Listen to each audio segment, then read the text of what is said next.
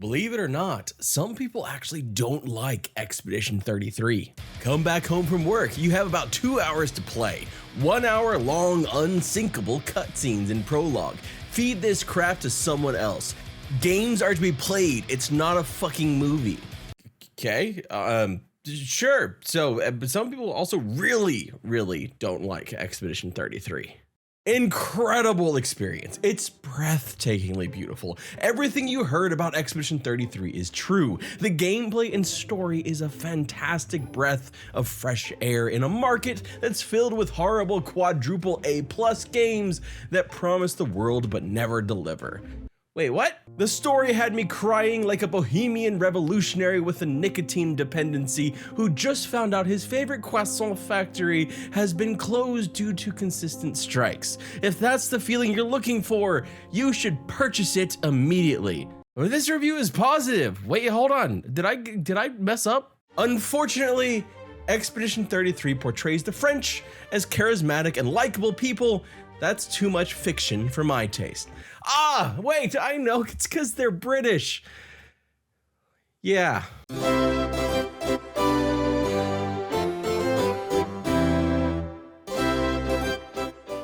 Now, I plowed through thousands of negative reviews much more negative than these for Expedition 33 to pluck out some of the most interesting or comical ones for your entertainment.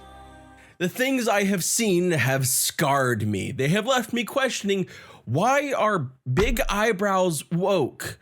And how a single minigame, just one minigame, can cause so many negative reviews. I mean, okay, if you played the minigame that if you played this minigame, you know exactly which one they're talking about. And it was mentioned a lot. Please be warned that as we go through this, there will be both intentional and unintentional spoilers. So if you have not played Expedition 33 yet or finished Expedition 33, please go on and don't watch this video, at least not yet. As much as I appreciate you clicking and watching this video, I don't want to spoil the game for you. So I would much rather you leave now and go and enjoy the game than give me my very much needed watch time. So please, if you have not finished Expedition 33, it was nice to see you, but please leave now. Bye-bye. Now that said, just a quick disclaimer, this video is not to create a witch hunt for these people and these reviews. It's perfectly valid to have difference of opinion, and that's why I have removed the names of people in these reviews so you don't go and try and hunt them down. Please just be normal. Basically, try not to take it as seriously as some of the reviews do. Their opinions are valid for themselves, except for this one. Can't have sex with Minoko. Do not recommend. Ladies, could I interest you in a duel? You just know that that's a mod for WikiFeet, but I mean, at least it can't get worse than that, right? You can't have sex with Eski. Do not recommend.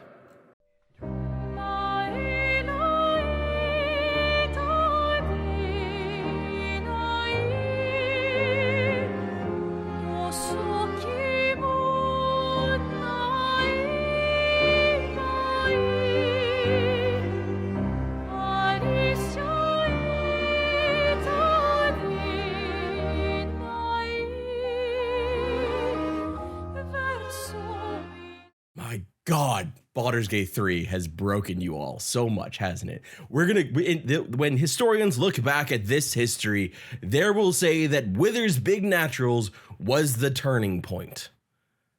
We are doomed. I really don't understand the hype. As an indie game, this game seems solid so far, likely to be a 6 of 10, but the storytelling from the start is infuriating. You do not have to use music at every moment to convey tension and emotion. You do not need dramatic timing, paneling ex machina to convey severity.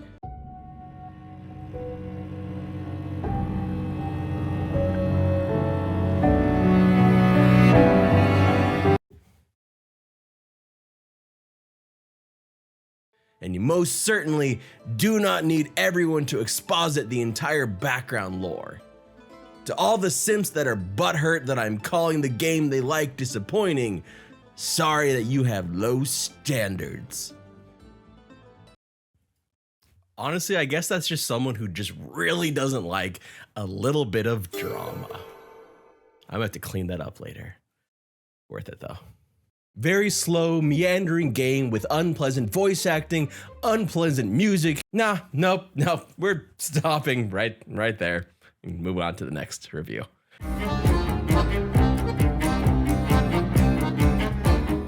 This is overhyped hot garbage. Everyone is saying the music is good. It's like music from Dragon's Dogma, but with a French twist. Okay, so you're comparing it to a game that has good music. It's a good start.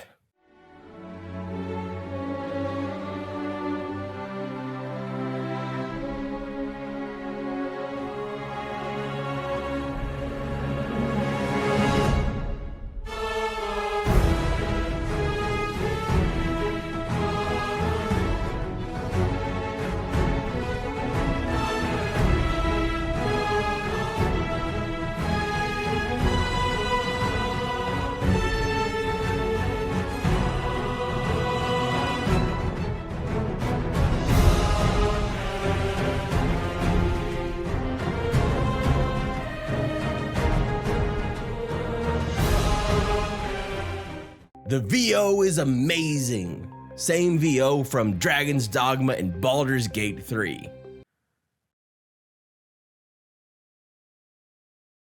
The graphics are stellar. Nope, they look nice, but it's more like layers of painted sheets billowing against each other. What? Are they just like picking words out of the thesaurus and just like throwing them on the paper? Is this ChatGPT? The fuck are they saying? Clearly this hype is from uneducated swine that bought this game for about 50% too much. $30 USD is what the game is worth. I guess call me an uneducated piggy. Oink oink. And also, if it was 50% more, it'd be 25, not 30. Just say. Modern woke shit, the game. Worst characters, worst writing, and worst dialogue. No wonder Access Media loves this crap. If you want people just saying fuck to each other the entire time, just watch porn or a soap opera. Y'all, is saying fuck woke now? I'm struggling to keep up. Speaking of, this next review broke my brain. Polished turd. Girlboss says, ignore the copy and paste NPCs. I counted 28 NPC clones in the first 2 minutes. Ignore the option to disable subtitles. I don't care about immersion. Shut up, soy boy. Give me $50 and eat some cultural Marxism. I could guess what this might be referring to, but I don't have any whistles handy at the moment. Combat is awful, just awful. I wanted to love this game. The story and aesthetic are wonderful, but I've reached a mandatory boss that I cannot progress past, so my play is done. 35 hours in, so no refund, I guess. Visual cues for counters are inconsistent. So contrary to what the general difficulty description says, you have to be able to make the counter attack. Before the get good crowd removes my head from my shoulders, I've tried all the tricks. I even turned off the music and dialogue so I can only focus on hearing the audio cues. I want to take a moment here to talk about the combat and talk about this review. A little bit different from some of the other negative reviews, because I think this is one I saw a lot of this, that they wanted to play the game, that they really desperately wanted to play this game, but they just couldn't handle the combat. Now, there are plenty of reviews that were saying they just hated the combat, and this isn't turn-based because you have to dodge, you have to parry. But a lot of the reviews that really stuck with me were the reviews that said they were playing on story mode and they just weren't good enough, that they just could not do it. And it basically made them sad that they couldn't, because they wanted to experience this story, they wanted to experience the game, but they were running into this wall, this block. And I do think that is a valid criticism. That is a valid negative for Sandfall Interactive, because they decided to go the route of having difficulties, right? I don't see why they didn't just add something like what Veilguard did and add a slider for, even like to a point where you don't even have to dodge anything if you just want to play in story. Story mode doesn't necessarily mean easier mode. It means it's a mode for people to play it who just want to experience the story. And it really sucks to see that there's so many people that would have liked to experience that story, a great story, but they didn't get to because of reaction times, because of disabilities, because of all different variances of things that made it so they cannot react to those timed events in this game. They just couldn't, even in the quote unquote easy mode. I do hope in time that Sandfly Interactive does add in a patch that even if it's like a mode below story mode, just make people be able to be invulnerable. I don't think it's a single player game. I don't think having that mode in any way makes your achievements in the game any less. The games should just be played, and games that are so story focused and so impactful, I think should be able to be played by as many people as possible. And so these kind of reviews, these ones actually I felt were valid, And then there's one other really controversial thing with the game that was reviewed quite a bit. Not as much as the combat, not even as much as the side quest, but still quite a bit.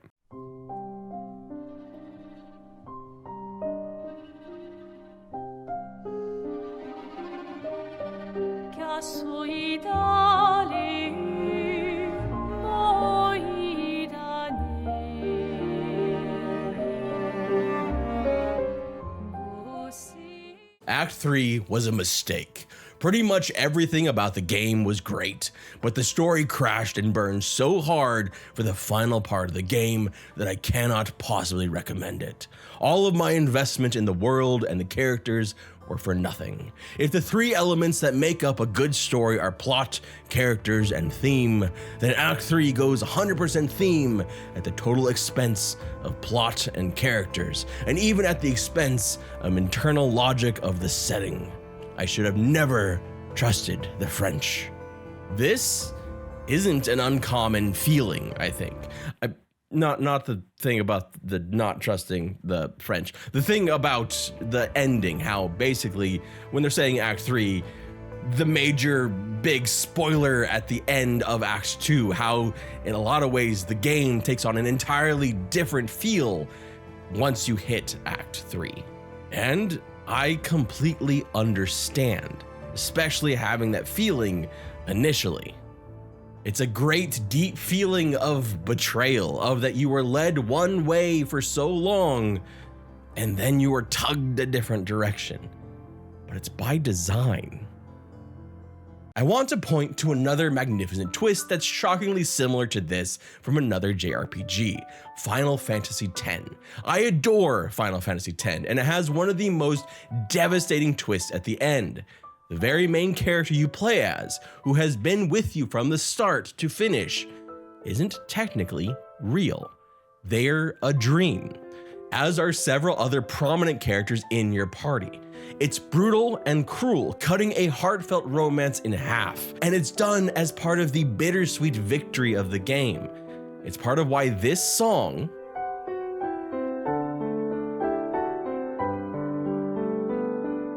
still has emotional pangs for so many. It's tied to a very human reaction and emotion.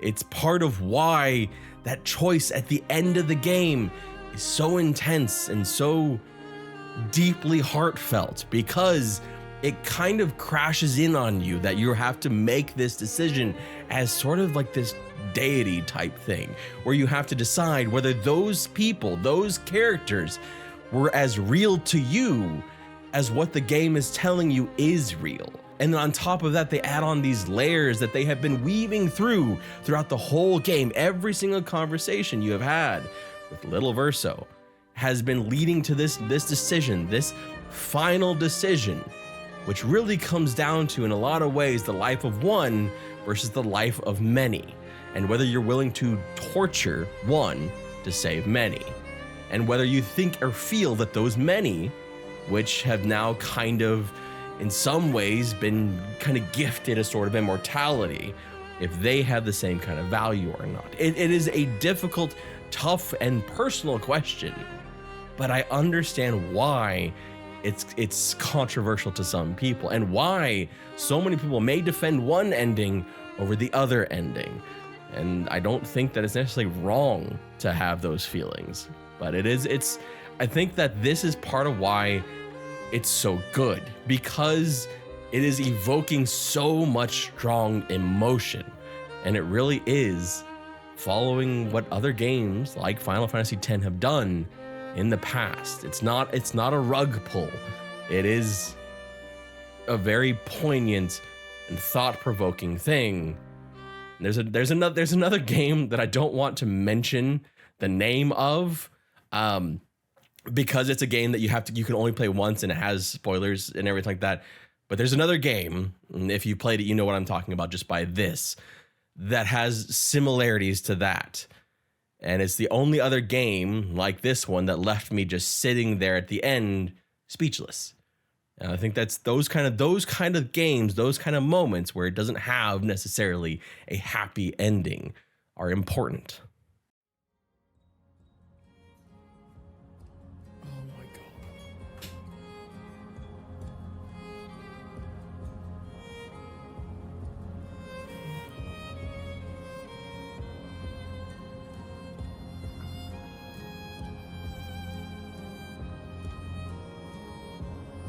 You get to pick sides.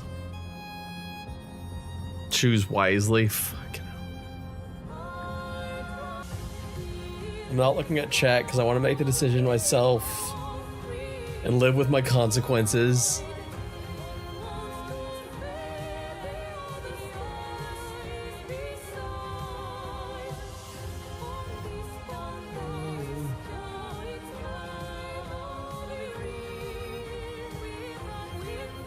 God damn it. Why is it so hard? It's just a game. I'm choosing. There was a scene just now.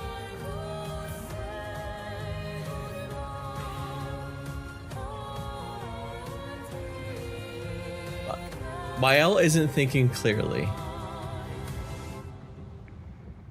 And she almost, like, the boy recoiled. I'm going with Verso. I'm going with Verso because it feels like Mael is trying to run away. I know this can be a terrible, terrible decision.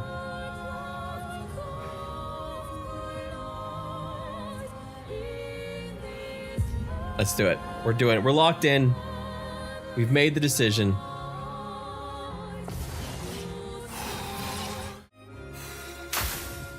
Okay.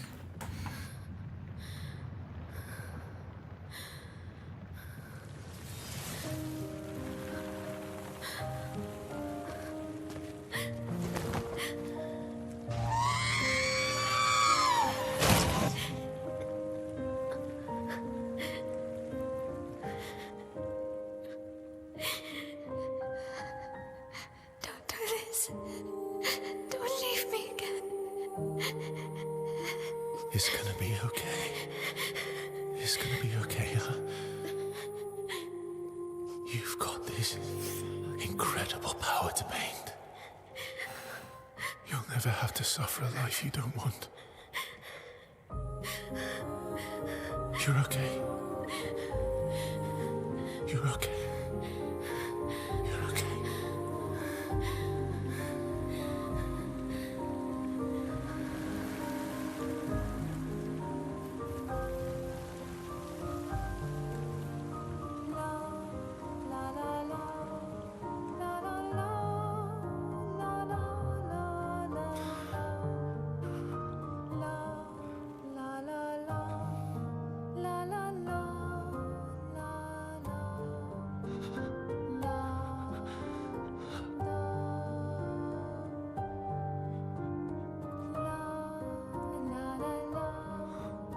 He wanted to stop.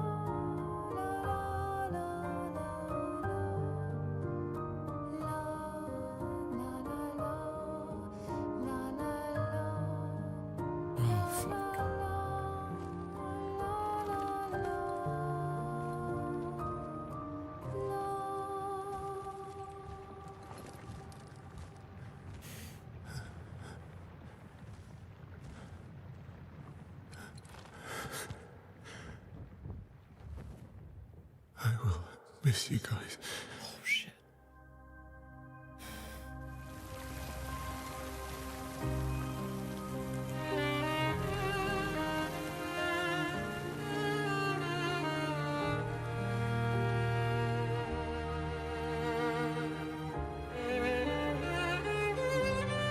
Oh shit.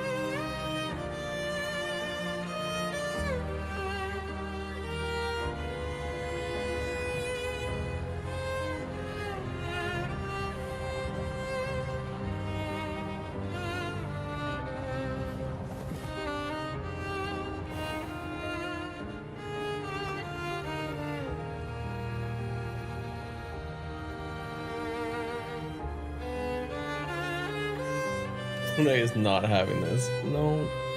No, she's not. It's okay. It's over. Us.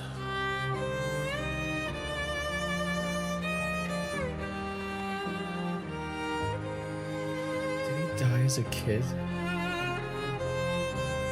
He didn't even want to paint, he wanted to make music.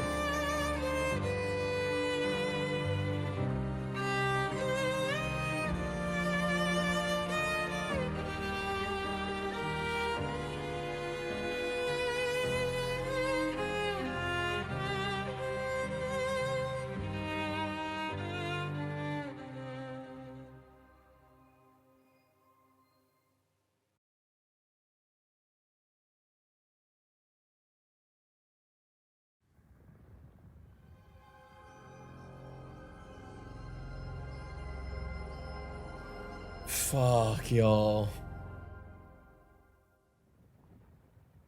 I have to go before the spouse sees anything, but I'll catch you later. Thanks. It was good seeing you, Kieran. Have a good one. Miroir du temps, nos histoires s'alignent dans le creux de nos mains. Deux mondes se dessinent, l'un peint de rêve où le chagrin s'efface, l'autre nu et réel où notre deuil prend place.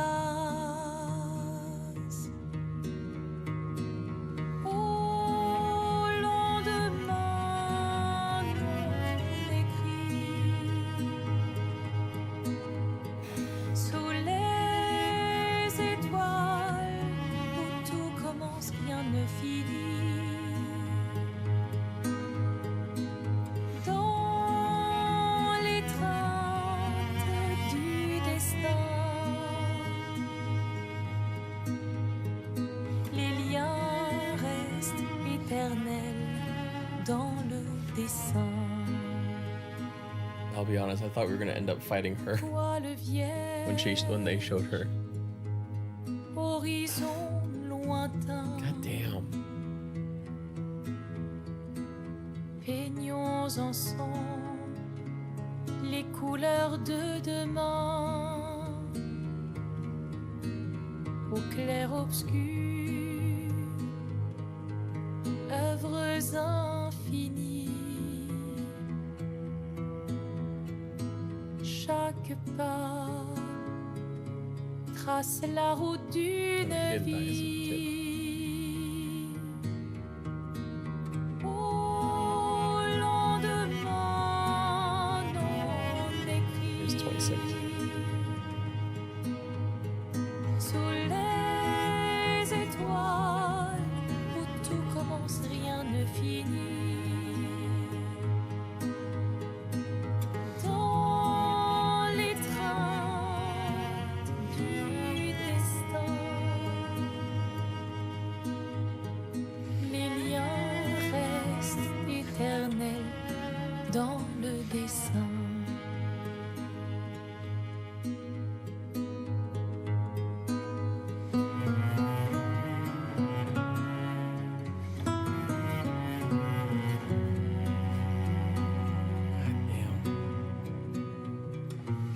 It's crazy when like you feel like you made the right decision, but also question your decision at the same time, like you made the wrong decision. And yes, they need to make the SKA plushies.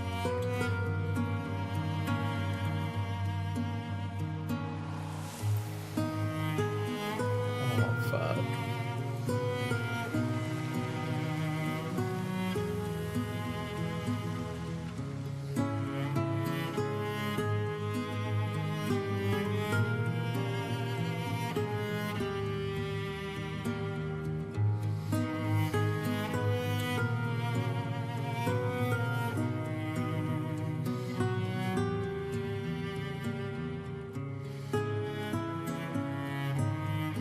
Last time I felt this way after a game was Outer Wilds.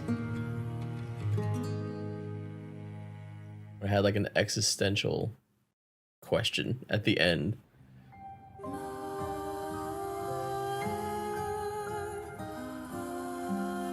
Whew. Okay, let me catch up on chat. Cause damn, okay. So basically, Verso gets to have his last piece of soul freed. Alicia gets to grieve properly and get out of the painted world.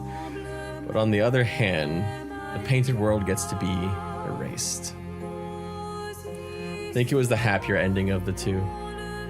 The internet has split the decision that the internet has split this decision and the other because they consider the painted world alive and not fake, and you as God get to decide the life of other sentient beings. Yes. We'll tell more after you get to see the first decision. You can skip this, it's just credits. I show the credits because the people made the game. But what an amazing game. GG on completion. Thank you, AP. And hey, that's time for New Game Plus. I do want to play this at New Game Plus. Hey, Flocka, how are you doing? Sorry, I kind of went quiet there at the end. I was just... God damn. I'm here via Bread 2. He came into another streamer I mod for stream and suggested we read Red, and we did. At that point, Red had Nightbot, and I kept getting auto-modded and timed out. Yep, that was over 4 years ago at this point, AP. Or was it? Yeah, just about over 4 years now. They were 33 people. Pretty sure it's a brief credit scene. It's a little bit more than 33, but yeah, they had. I wonder if they credit their contractors as well. I hope they do. But god damn, y'all, like, because there is the whole thing of, okay, let me put it this way, with what the two things that changed my decision from, because I kind of had this idea that this is where this was going to be, because internet does internet things, and people are like, there's two decisions, right? What? It's over? It is, Slat. And it was emotional as fuck. And really epic, the final fight. But the things that made me make the decision I made. And I think it's really important, if you don't talk to the little boy throughout the whole game, you may not have all the pieces. But he never wanted to paint in the first place. So forcing a piece of his soul to continue to do something he never wanted to do is crazy. He wanted to make music. So it's like, I don't know. And then I think the idea that you could bring everybody back in a weird way cheapened things. Like, I remember distinctly feeling when they brought back Sael, when they brought back Lune, Gustav's death meant less, and Sophie's death meant less in a weird way, because it made it less permanent, if that makes sense. And I'm trying to post-hoc rationalize on this.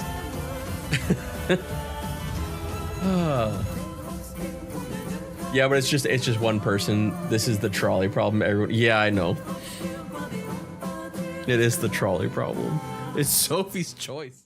with all that, I want to leave you with one really deeply thought out negative review, a very important and well worded review that they obviously took a lot of time and thought really hard about this review before leaving it.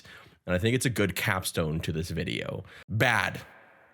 If you enjoyed this video, I've made a similar one on Baldur's Gate 3, which you can see in this video right here. My name is Edward Flynn. Thank you so much for watching, and I hope you have an absolutely wonderful day for those who come after.